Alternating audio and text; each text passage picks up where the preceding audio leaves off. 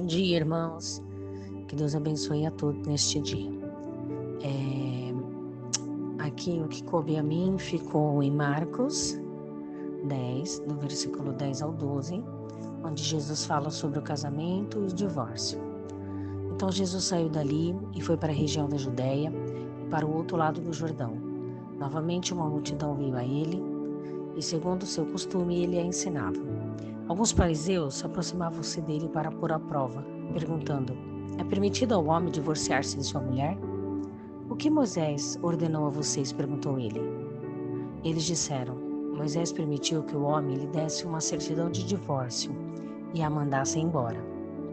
Respondeu Jesus: Moisés escreveu essa lei por causa da dureza de coração de vocês, mas o princípio da criação de Deus os fez homem e mulher. Por esta razão, o homem deixará pai e mãe e se unirá à sua mulher, e os dois se tornarão uma só carne. Assim, eles já não são dois, mas sim uma só carne. Portanto, o que Deus uniu, ninguém separa. Quando estava em casa novamente, os discípulos interrogaram Jesus sobre o mesmo assunto. Ele respondeu: todo aquele que se divorciar de sua mulher e se casar com outra mulher estará cometendo adultério contra ela. E se ela se divorciar de seu marido e se casar com outro homem, estará cometendo adultério. O casamento é algo constituído por Deus, irmãos. Então, um casamento que não se desfaz apenas por incompatibilidade de gêneros ou apenas de você não gostar mais daquela pessoa ou qualquer outro motivo. Mas sim, o casamento, ele se desfaz por adultério. Mesmo assim, isso não é uma carta branca para qualquer um se divorciar. O Senhor lhe diz assim: eu odeio o divórcio, em Malaquias 2,16. Mas é uma possibilidade, mas não é uma ordem. A maneira de Deus é sempre do quê? Do perdão e da reconciliação, como ordena na sua palavra. Sejam bondosos e compassivos uns com os outros, perdoando-se mutuamente, assim como Deus perdoou vocês em Efésios 4:32. Porém, irmãos, existe também a possibilidade de separação quando os dois são crentes, mas não por um novo casamento. Na sua palavra diz o quê? Aos casados dou este mandamento, não eu, mas o Senhor, que a esposa não se separe do seu marido, mas se o fizer, que permaneça sem se casar, ou então reconcilia-se com seu marido. E o marido não se divorcie da sua mulher, que está lá em 1 Coríntios 7, do 10 ao 11. Aqui, o que ele diz? Ele não é previsto um novo casamento. Por quê? Porque mais tarde pode haver uma reconciliação, um arrependimento verdadeiro. Deus, irmãos, ele não aprova o casamento de um convertido com uma pessoa que não é. Porque um casal de incrédulos, quando um dos dois se converte, aquele que é incrédulo decide romper aquele vínculo. Então, o que acontece? Existe a possibilidade de separação e um novo casamento. Na sua palavra diz: se o descrente separar-se, que se separe. Em tais casos, o irmão ou a irmã não fica debaixo da servidão, né? Que está lá em 1 Coríntios 7,15. O que ele quer dizer com a servidão? A palavra servidão, ela pode também ser entendida como o quê? Como um vínculo ou como um compromisso. Existem os casos das pessoas que se casam e se divorciam, uma ou mais vezes, quando ainda na incredulidade, e depois que um dos dois se convertem.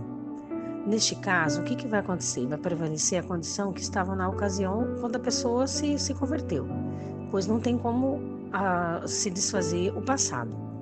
A palavra diz: cada um deve permanecer na condição que foi chamado por Deus, lá em 1 Coríntios 7,20. Então, irmãos, que nós possamos o quê? Manter o nosso relacionamento, o nosso casamento, a aliança que nós firmamos. Porque o Senhor, ele ama a família e ele ama o casamento. Mensagem, o que o Senhor Jesus disse referente ao divórcio, é isso que eu tentei esclarecer aqui para vocês, que o Senhor Jesus, ele não se agrada com o divórcio, mas existem situações, existem casos quando há violência, quando há abuso, e na palavra de Deus ela diz que quando há a traição, ele diz, como se ele o permitisse que houvesse a possibilidade do divórcio. Agora eu vou passar num outro capítulo, onde eu vou falar sobre Jesus e as crianças, que continua em Marcos 10 ainda, só que do 13 ao 16. E ele diz: alguns traziam crianças a Jesus para que ele tocasse nelas, mas os discípulos os repreendiam. Quando Jesus viu isso, ficou indignado e lhes disse: deixem vir a minhas crianças, não as impeçam, pois o reino de Deus pertence ao que são semelhantes a elas. Digo-lhes a verdade: quem não receber o reino de Deus como uma criança, nunca entrará nele. Em seguida tomou as crianças no braço e pôs-lhe as mãos e a abençoou.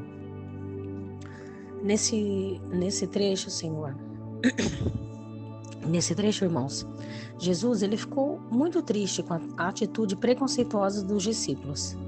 Ele acolheu as crianças e disse o quê? Que elas são modelos para os adultos. Lá em 10:15. As crianças, elas são receptivas, elas são amorosas, elas são acolhedoras. E isso fez um contraste com a dureza do coração dos líderes religiosos que tinham. Porque, na verdade, eles tinham conhecimento, mas eles não tinham a fé. Por isso que isso deixou o Senhor Jesus triste. E só vai entrar no reino quem se fizer como uma criança. Que lá no versículo 24 o Senhor diz isso. As crianças, elas são o quê? São modelo em humildade. Eles são amorosos, eles são receptivos. E nós entraremos no reino de Deus pela nossa fé, como as crianças, que são o quê? Totalmente dependentes da graça de Deus. Nós vamos desfrutar do reino de Deus pela fé. Nós vamos crer que o Pai, Ele nos ama, irá nos atender todas as nossas necessidades diárias. Um exemplo, quando uma criança ela é ferida, o que ela faz? Ela corre para os braços do pai ou da mãe. Esse é um exemplo para o nosso relacionamento com Deus, né? O que acontece? Deus espera que nós sejamos como crianças, que tenhamos o nosso coração puro. Ao receber o reino de Deus, como uma pequena criança, significa o quê, irmãos? Aceitá-lo com simplicidade e confiança. E eu deixo aqui uma pergunta: nós estamos ajudando ou atrapalhando as crianças de virem a Cristo? Estamos recebendo o reino de Deus com confiança sincera de uma criança? Então, irmãos, que nós possamos o quê? Levar as nossas crianças à casa do Pai. Nós precisamos fazer com que as crianças, elas conheçam o Senhor, né? Que esses pais, eles possam olhar para os seus filhos como bênção e não como fardo, como herança de Deus e não como um problema. Aqueles que vão levar os seus filhos a Cristo, reconhecem que elas precisam de Jesus. Então, que nós possamos levar os nossos filhos ao Senhor, à casa de Deus, levar a sua palavra. Levar, nem que seja na palavra de Deus, ela diz o quê? Não deixe as crianças esperar. Sabe, irmãos, não hesite em levar elas para elas começarem a ouvir a palavra de Deus. Não vamos pensar assim, mais tarde eu levo, quando ela ficar mais velha eu levo, porque ela não vai entender nada. Quando ela for batizada, na idade do batismo eu levo. As crianças, elas podem ser levadas com muita confiança no poder do Senhor Jesus Cristo. Porque as crianças, elas têm um coração puro. Então, que nós possamos levar as nossas crianças ao reino do Senhor Jesus. Porque na palavra diz, né? Vinde a mim os seus pequeninos, e ai daqueles que não permitirem que os seus pequeninos venham até mim. Então, essa palavra, irmãos, que eu trouxe a vocês, que o Senhor Jesus possa abençoar a vida de cada um neste momento que nós estamos vivendo, que praga alguma possa entrar na nossa tenda. Tá bem? Que Deus abençoe a vida de cada um. Tenha um excelente dia. Amém.